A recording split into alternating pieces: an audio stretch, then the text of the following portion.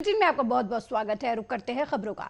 Bharatiya Janata party के प्रदेश अध्यक्ष विष्णु दत्त शर्मा ने अब की बार 400 पार के नारे के साथ खजुराहो लोकसभा से दावेदारी करते हुए नामांकन दाखिल किया है। इस दौरान उनके साथ केंद्रीय मंत्री स्मृति ईरानी सहित कई दिग्गज नेता शामिल रहे। नजरबाग में विशाल आम सभा को संबोधित करने के बाद शहर से रैली निकाली गई और पन्ना कलेक्ट्रेट पहुंचकर रिटर्निंग ऑफिसर और कलेक्टर सुनील कुमार के सामने नामांकन दाखिल किया गया। सभा को संबोधित करते हुए विष्णु दत्त शर्मा ने कांग्रेस की आलोचना की और कहा कि इंडिया गठबंधन लोगों को गुमराह कर रहा है। मतदाताओं से समर्थन मांगते हुए कहा कि पन्ना के विकास को वोट दीजिए। बताने के इस दौरान कई कांग्रेसी नेताओं और आम आदमी पार्टी के नेताओं ने भाजपा की सदस्यता भी ली।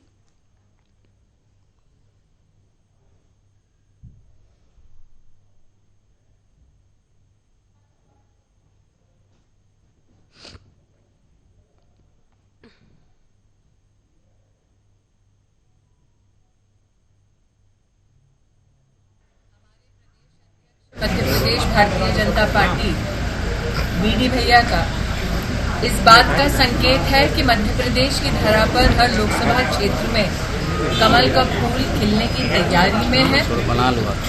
इस लोकसभा सीट से विशेष कांग्रेस का ना लड़ना ही इस बात का संकेत है कि कांग्रेस ने चुनाव का वोट डलने से पहले ही इस क्षेत्र में अपनी हार को स्वीकार कर लिया है। मध्य प्रदेश के संगठन को कांग्रेस की पार्टी ने चुनौती विधानसभा में भी दी और ऐतिहासिक जीत हमारे कार्यकर्ताओं ने दर्ज कराई। आज उसी निष्ठावान कार्यकर्ता के बल पर हम बूथ बूथ जाकर जनता जनार्दन से नरेंद्र मोदी के लिए आशीर्वाद मांगेंगे।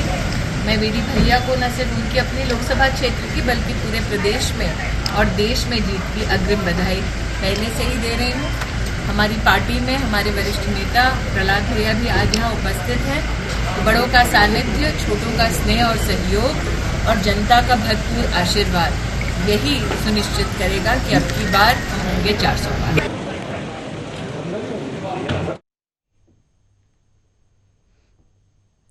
वहीं लोकसभा चुनाव को लेकर अपने 2 दिवसीय दौरे पर मंदसौर लोकसभा क्षेत्र पहुंचे भाजपा के स्टार प्रचारक और मध्य प्रदेश कैबिनेट के मंत्री विश्वास सारण मंदसौर बीजेपी कार्यालय पर भाजपा नेताओं कार्यकर्ताओं के साथ बैठक की और मीडिया से चर्चा के दौरान मंत्री सारंग ने कहा कि सभी विधानसभाओं की बैठक की है। लक्ष्य लिया है कि हम पिछले चुनाव से ज्यादा वोटों से लोकसभा जीतेंगे और सभी बूथ पर जो पिछले चुनाव में हमने जितने वोट मिले उनसे 370 वोटों का इजाफा करने के लक्ष्य के साथ चुनाव लड़ेंगे और जीतेंगे। वहीं कहा कि पूरी दुनिया का अट्रैक्शन है पीएम मोदी। अमेरिका में भी मोदी जी के नाम पर वोट मांगे जाते हैं। नरेंद्र मोदी की गारंटी यही इस देश की गारंटी है। इस दौरान कांग्रेस के नेता चरणदास महंत के बयान पर पलटवार करते हुए कहा कि कांग्रेस हर समय इस बात से भयभीत रहती है कि चाय बनाने वाले का बेटा प्रधानमंत्री क्यों बन गया। सोनिया गांधी देश के प्रधानमंत्री नरेंद्र मोदी को मौत का सौदागर कहती हैं। दिग्विजय सिंह उनकी मौत की बात करते हैं। चरणदास महंत उनको लाठी मारने की बात करते हैं। उनको गरीब कहकर, पिछड़ा कहकर उनका मजाक उड़ाते हैं। वो व्यक्ति जिसने अपना घर बार छोड़कर इस देश के नवनिर्माण में अपना सर्वश्रेष्ठ योगदान दिया है, उसको डंडा मारने की बात कांग्रेस नेता कर रहे हैं। इसका जवाब जनता देगी और जनता कमल के सामने का बटन दबाकर फिर से कमल खिलाएगी। आज हमारे संभाग के प्रभारी भाई जीतू जिराती जी और हमारे लोकसभा के संयोजक और प्रभारी जी के साथ मिलकर हमने सभी विधानसभाओं की बैठक की है और लक्ष्य लिया है कि हम पिछले चुनाव से ज्यादा वोट से लोकसभा जीतेंगे और प्रत्येक बूथ पर जो पिछले चुनाव में हमें जितने वोट मिले उसमें 370 वोट का इजाफा करने के लक्ष्य के साथ हम चुनाव लड़ेंगे और जीतेंगे। आज बहुत ही व्यवस्थित हमारी बैठकें हुई हैं। पूरा दिन 2 दिन का ये मेरा दौरा है और पूरी लोकसभा में हम व्यवस्थित तरीके से हर व्यवस्था को करें, उसकी हमने पूरी रचना। वहीं गुना शिवपुरी लोकसभा से भाजपा प्रत्याशी ज्योतिरादित्य सिंधिया शिवपुरी शहर में आयोजित ब्राह्मण समाज के होली मिलन समारोह में शामिल हुए। उनके साथ मध्य प्रदेश के पूर्व गृह मंत्री नरोत्तम मिश्रा और भाजपा के स्टार प्रचारक पूर्व केंद्रीय मंत्री सुरेश पचौरी भी मौजूद रहे। ब्राह्मण समाज द्वारा उनका जोरदार स्वागत किया गया। इस दौरान केंद्रीय मंत्री ज्योतिरादित्य सिंधिया ने कहा कि ब्राह्मण हमेशा सनातन के रक्षक रहे हैं। भाजपा सिर्फ ऐसी पार्टी बची है जो सनातन धर्म की न केवल रक्षा कर रही है बल्कि उसे आगे भी बढ़ा रही है, जबकि देश की दूसरी पार्टियां सनातन को खत्म करने में लगी हुई हैं। ऐसे लोगों को बाहर का रास्ता दिखाने का काम ब्राह्मण समाज को करना होगा। सिंधिया ने विरोधी दलों और खासकर गांधी परिवार पर अप्रत्यक्ष तौर पर हमला बोलते हुए कहा कि उन्हें आश्चर्य हो रहा है कि जिन दलों ने भगवान श्री राम मंदिर के प्राण प्रतिष्ठा के आमंत्रण को अस्वीकार कर दिया, जिन लोगों ने भगवान राम की आस्था को ठुकराते हुए भगवान राम की पूजा अर्चना करने से मना कर दिया, जो लोग राम मंदिर नहीं जाना चाहते वही लोग पीएम नरेंद्र मोदी के विरुद्ध रामलीला मैदान में रैली कर रहे हैं। जल्दी भगवान परशुराम जी की बात हो, एक हाथ में धनुष बाण, एक हाथ में फरसा, एक हाथ में न्याय, दूसरे हाथ में अन्याय के विरुद्ध संघर्ष करने की जो क्षमता भगवान परशुराम जी की थी। आज उनके चित्र पर जब माल्यार्पण हमने किया, उनके चित्र से जो एक प्रकाश की ऊर्जा, एक आप विचार करना आपके काम कौन आ सकता है, काम चाहे छोटा हो चाहे बड़ा हो, और उनका लगाव कितना सा। एक छोटी सी वाकया आपको सुनाता हूं, क्योंकि बहुत कम समय है महाराज साहब को बोलना है। जब चुनाव समिति की बैठक हो रही थी, तो चुनाव समिति की बैठक में आप सब जानते हैं ग्वालियर वाले पूरी कोशिश कर रहे थे कि महाराज ग्वालियर आ जाए, मुरैना वाले पूरी कोशिश कर रहे थे मुरैना आ जाए, भोपाल वाले पूरी कोशिश कर रहे थे भोपाल आ जाए, और मालवा अंचल से भी महाराज की मांग बहुत तेजी से उठ रही थी। इसी में ऊहापोह में पूरी चुनाव समिति आपस में लगी हुई थी। तो किसी ने कहा कि महाराज बैठे हैं, उनसे क्यों नहीं पूछ लेते आप। और महाराज से पूछा गया तो उन्होंने कहा कि मेरे शिवपुरी गुना अशोकनगर। आप विचार करना आपके काम कौन आ सकता है, छोटा हो चाहे बड़ा, और उनका लगाव कितना सा। एक छोटी सी वाकया आपको सुनाता हूं। वहीं मंदसौर शहर के 36 डॉक्टरों को 1 करोड़ की मानहानि का नोटिस जारी किया गया है। मामला सोनोग्राफी सेंटर में इलाज करवाने आई युवती के साथ छेड़खानी से जुड़ा हुआ है। दरअसल मामले में आरोपित डॉक्टर भरत संगतानी की मुश्किलें कम होने का नाम नहीं ले रही। पहले तो डॉक्टर भरत संगतानी को उनके जीजा कमलेश होतवानी ने 10 करोड़ की मानहानि का नोटिस भेजा, लेकिन अब डॉक्टर संगतानी के पक्ष में आए शहर के अन्य डॉक्टरों को जो इस घटना के बाद से डॉक्टर संगतानी के निर्दोष होने का दावा कर रहे हैं।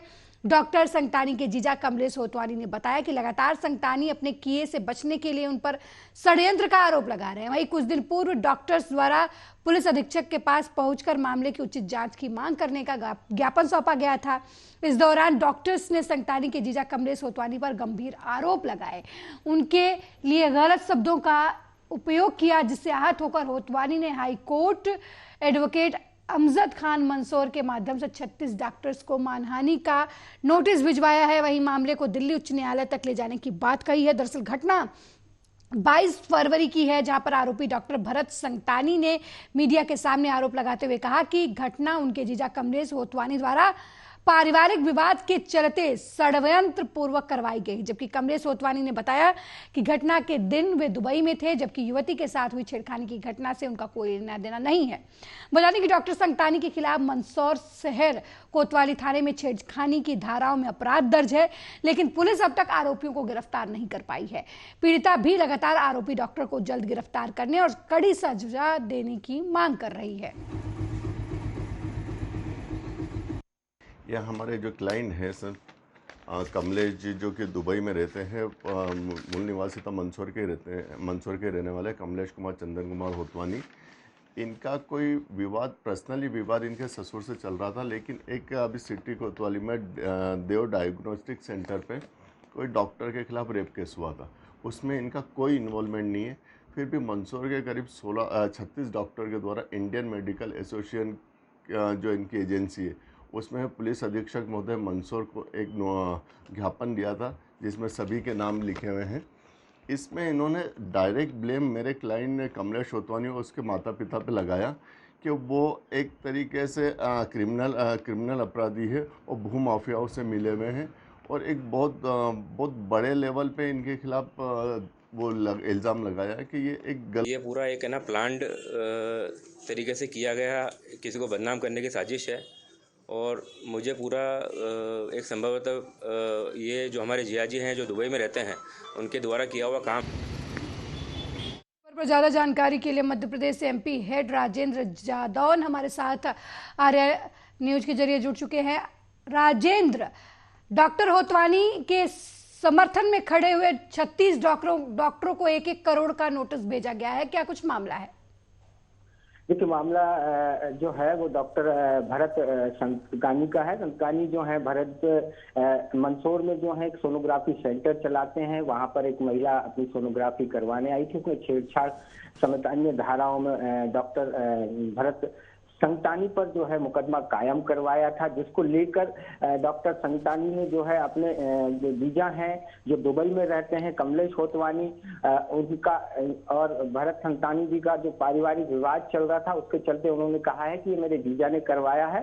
तो सबसे पहले जो है जीजा को जो है नोटिस भेजा गया, क्योंकि वो दुबई में रहते हैं। उनके वकील जो हैं मंदसौर में रहते हैं। मंदसौर से ही अपने वकील के द्वारा जो है एक मानहानि का नोटिस जो है भिजवाया गया। उसके बाद जब डॉक्टर के पक्ष में 36 जो डॉक्टर थे मंदसौर के जो बड़े डॉक्टर हैं वो जब आए मेडिकल एसोसिएशन के लेटर पैड पर, जब उन्होंने पुलिस को ज्ञापन दिया कि इनका पारिवारिक विवाद है और कई तरीके के आरोप भी उन पर उस लेटर में लगाए गए हैं जो पुलिस को दिया गया है ज्ञापन, उसमें कई तरीके के डॉक्टरों ने आरोप लगाए थे कि ये भूमाफिया हैं, ये इस तरीके के कई माफियाओं से संबंध हैं।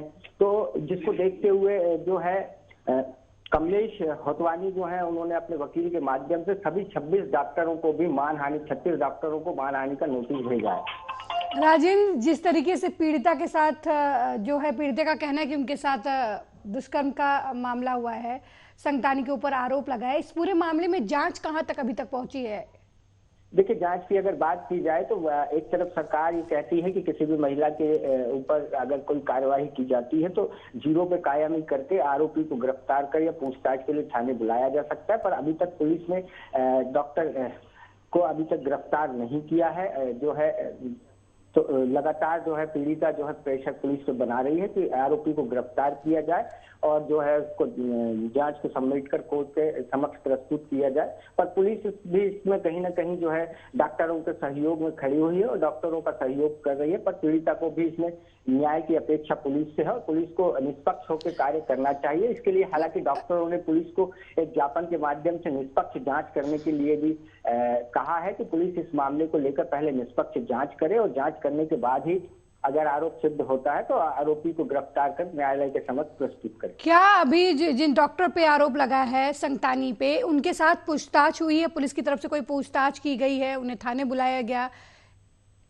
देखिए, पुलिस की तरफ से जो पूछताछ होती है, जो जांच चलती है, जब जांच के दौरान जो पूछताछ होती है वो सभी पहलुओं को जो है पुलिस ने अच्छे से समझकर जो है जांच भी कर ली है, बयान भी नोट कर ली है। पर मामला जो है पीड़िता महिला का होने के कारण जो न्याय प्रक्रिया होती है उसको भी पुलिस को फॉलो करना चाहिए। जी, तो क्या लगता है जो पुलिस की लेट लतीफी है वो किसी बड़े व्यक्ति के हस्तक्षेप की वजह से नहीं हो रही है या फिर पीड़िता के केस मामले को दबाने की कोशिश की जा रही, किसी का दबाव पड़ रहा है पुलिस पर? देखिए, इस तरीके की वो बात जो है अभी खुलकर कुछ सामने आया नहीं है कि किसी बड़े नेता का या किसी बड़े राजनीतिक दल का डॉक्टर पर जो है हाथ है और पुलिस पर दबाव है। हालांकि जो उनके जीजा है वो भी जो है एक व्यापारी हैं, बड़े व्यापारी हैं, दुबई में रहते हैं और जो डॉक्टर हैं वो भी एक मंदसौर के नामचीन डॉक्टर हैं, उनका बड़ा सोनोग्राफी सेंटर है। तो कहीं ना कहीं जो है ये मामला जो है पारिवारिक विवाद के चलते अब जो है तुल पकड़ चुका है, क्योंकि छोटा सा विवाद था, अपने ससुर से विवाद था कमलेश का, तो जिसको लेकर अब ये जो विवाद जो है ये मानहानि तक पहुंच चुका है। लेकिन इस पूरे मामले में पीड़िता का क्या कहना है? ये दो अलग अलग केस, एक छेड़खानी का और दूसरा मानहानि के रूप में अब तब्दील होता, आरोप प्रत्यारोप का जो दौर शुरू हो गया है। ऐसे में पीड़िता के साथ जो न्याय में लेट लतीफी हो रही है, इस मामले में पीड़िता का क्या कहना है?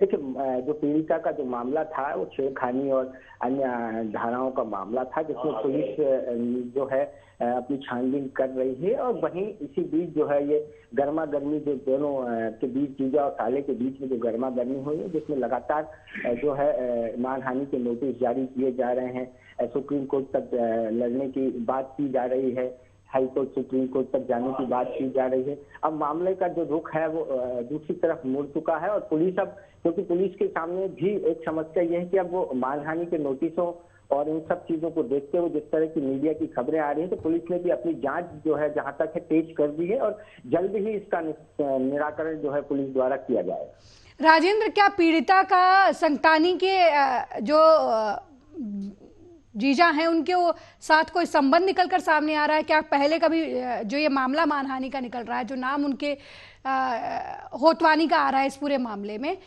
तो युवती और होतवानी का कोई संबंध निकलकर अभी तक सामने आया है या फिर कोई उनकी बातचीत निकलकर सामने आई है जिसकी वजह से ये आरोप प्रत्यारोप का दौर चल रहा है? देखिए, कमलेश होतवानी जो है वो मंदसौर के मूल निवासी हैं, पर इस समय जो है वो व्यापार के चलते जो है दुबई में रहते हैं और दुबई से ही अपना व्यापार चलाते हैं। जिस समय ये घटना हुई उस समय कमलेश होतवानी दुबई में थे, लेकिन डॉक्टर साहब जो हैं उन्होंने इसको पारिवारिक विवाद को एक नया मोड़ दिया है और उनके ऊपर कई गंभीर आरोप लगाए थे कि उनके जीजा ने ये सब इस महिला से करवाया है। हालांकि अभी पुलिस जांच रिपोर्ट में जो है कई तथ्यों पर काम किया जा रहा है। तथ्य जैसे ही सामने आएंगे तो अगली जानकारी जो है हम दर्शकों को जरूर देंगे। बहुत बहुत धन्यवाद राजेंद्र इस खबर पर जानकारी देने के लिए। तो छेड़खानी का मामला अब मानहानि के मामले में तब्दील होता नजर आ रहा है। हालांकि पीड़िता जो है वो न्याय की गुहार लगा रही है। अगली खबर की तरफ बढ़ते हैं। आचार संहिता लगने के बाद पुलिस प्रख्यात बदमाश और जिला बदर अपराधियों पर कार्रवाई करते नजर आ रही है। लखनादौन पुलिस ने मुखबिर की सूचना पर बदमाश राजा उर्फ इमरान खान को अवैध पिस्तौल के साथ गिरफ्तार किया है। अपराधी के पास से तलाशी लेने पर देसी पिस्टल और मैगजीन और के साथ जिंदा कारतूस भी बरामद किया गया है। जानकारी देते हुए बताया गया कि मुखबिर की सूचना के आधार पर पुलिस ने घेराबंदी करते हुए आरोपी को गिरफ्तार किया है।